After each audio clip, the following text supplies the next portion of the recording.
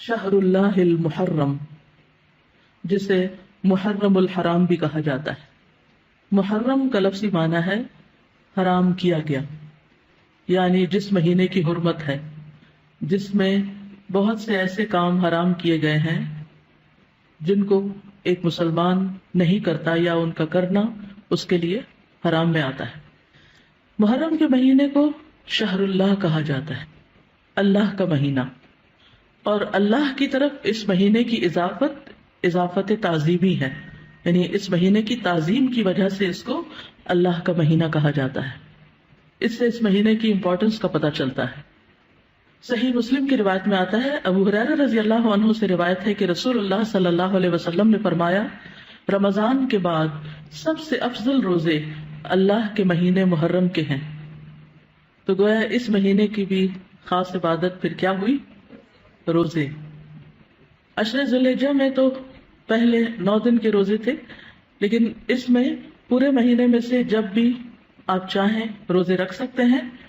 ضروری نہیں کہ پورے ہی مہینے کے روزے رکھیں جیسے رمضان میں رکھے جاتے ہیں، لیکن 10 تاریخ کا روزہ جو ہے اس کی خاص فضیلت ہے۔ محرم الحرام کی ایک اہمیت کی وجہ یہ بھی ہے کہ یہ ہجری سال کا پہلا مہینہ ہے، تو یہ مہینہ عظمت اور برکت والا ہے اور حرمت والا ہے۔ حسن بصری کہتے ہیں کہ بے شک اللہ نے سال کی ابتدا بھی حرمت والے مہینے سے کی اور اس کا اختتام بھی حرمت والے مہینے سے کیا، یعنی آغاز بھی حرمت سے، اختتام بھی حرمت پر۔ سال میں رمضان کے بعد اللہ کے ہاں محرم سے بڑھ کر عظمت والا کوئی مہینہ نہیں۔ تو اس سے کیا پتہ چلتا ہے کہ اگر کسی چیز کی ابتدا میں بھی حرمت ہے اور انتہا میں بھی، تو پھر ان دو کے بیچ میں کیا ہونا چاہیے؟ اس کا خاص خیال رکھنا چاہیے، یعنی جس کام کے آغاز میں اور جس کے اختتام پر خصوصی ہدایات دی جائیں اور اللہ سبحانہ وتعالیٰ کی عبادت اور خصوصاً روزے وغیرہ کی عبادت کی طرف متوجہ کیا جائے تو سال بھر بھی پھر اس کی عادت اپنا لینی چاہیے۔ نئے سال کا آغاز جو ہے وہ دعا سے کرنا چاہیے۔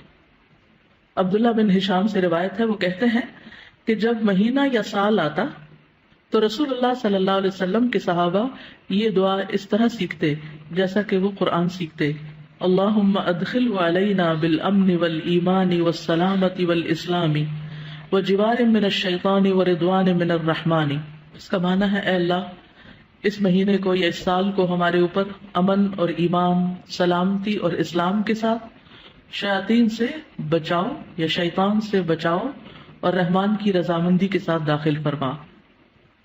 محرم کا مہینہ چونکہ حرمت والا مہینہ ہے تو اس مہینے میں خاص طور پر آپس میں ایک دوسرے پر ظلم کی ممانعت ہے۔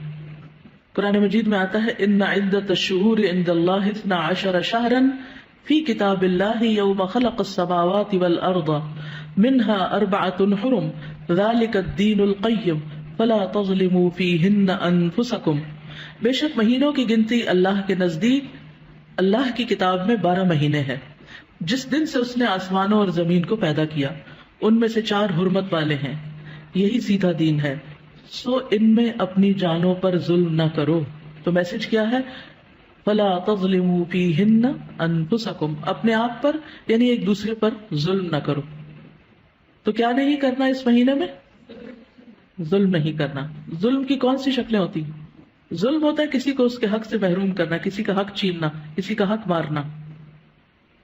اس کا یہ مطلب نہیں کہ باقی مہینوں میں ظلم کر سکتے ہیں، اس کا مطلب یہ ہے کہ دوسرے مہینوں کی بنسبت ان حرمت والے مہینوں میں ظلم بہت بڑا گناہ اور بوجھ ہے، اگرچہ ظلم ہر حال میں بہت بڑا گناہ ہے، مگر اللہ جس کام کے گناہ کو چاہے بڑھا دے، جیسا کہ اللہ جس کام کے اجر کو چاہے بڑھا دے۔